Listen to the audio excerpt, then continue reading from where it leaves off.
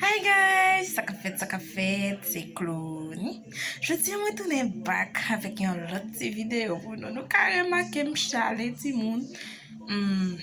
Bah il arrête pas boy ici tout ti moun. Mais nous connaît. Brésilien avec Freddy, hein. Pas capable de cette vidéo pour nous. Je tiens à venir parler de trois bagailles, de trois accès un petit monde qui vivent dans le pays Brésil gagné, petit monde là qui moins pas gagné. Premier bagaille là c'est un petit monde qui vivent ici là, premier accès le gagné depuis le 14 à 15 ans, il est capable d'apprendre travail. Apprendre travail, ça veut dire là pas apprendre travail là, il pas faire pour grand messi non. Li ka apprendre, ça veut dire salaire yon moun k'ap travail normal touché, li pas touché parce que c'est apprendre la pas apprendre, mais y a balon ti kob quand même, y a balon ti bagay quand même pour encourager. Depuis ti moun nan gen 18 ans, li travail normal tant que tout moun ka travail.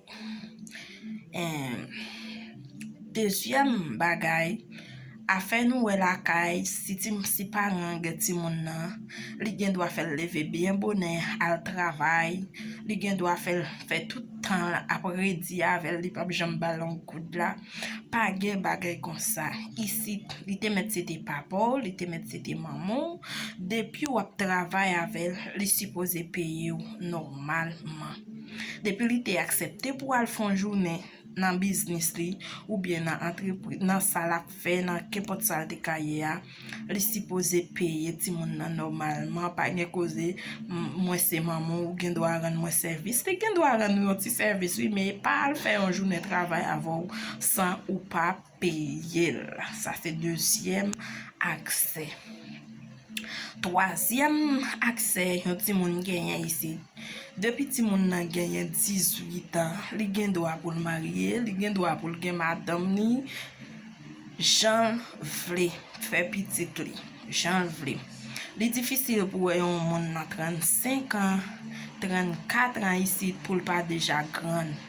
Ça veut dire pour petite li pas déjà à faire petite parce que depuis déjà gen 18 ans li gen accès pour gen responsabilité li.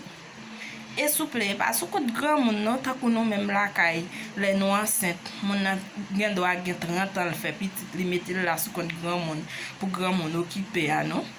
C'est pas tant que la kay ou gen 30 ans pas gen accès travail ou pas gen accès pour faire rien. C'est comme sous compte moun toujours non. Moun nan gen madame li mais la travail normalement pour l'occuper madame li pour l'occuper petite li.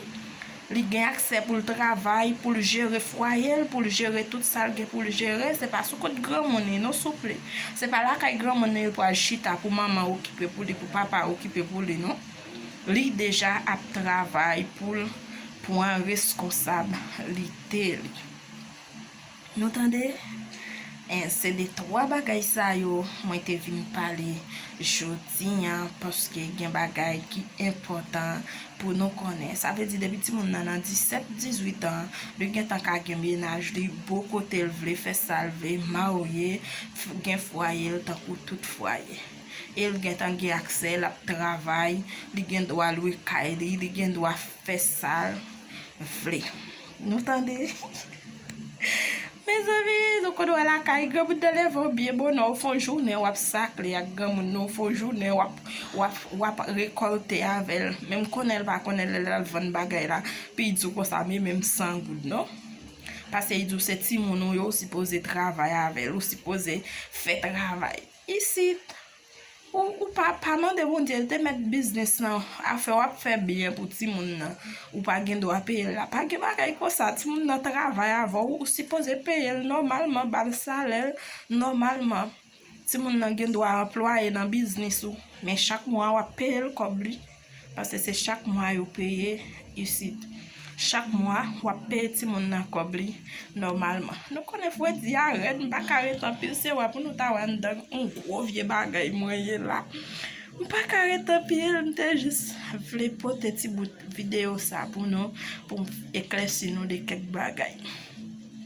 C'était Clony. Bon ti zami nou, ti konseye nou, ki te pote ti video sa pou nou. Ciao mes amou, n'attendez nan lot ti video encore. Ciao, bejan.